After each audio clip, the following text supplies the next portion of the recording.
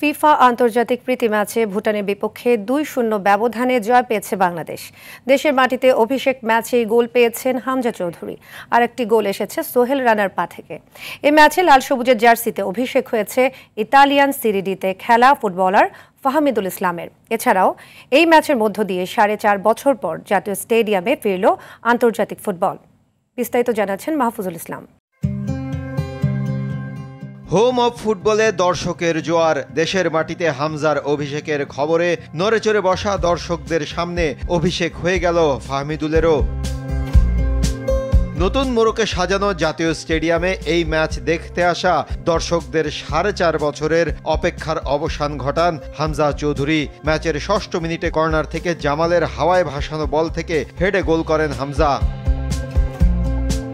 এরপর ম্যাচের নিয়ন্ত্রণ পুরোটাই ধরে রেখেছিল বাংলাদেশ। ৪-২-৩-১ ফরমেশনে জামাল খেলেন অ্যাটাকিং মিডে।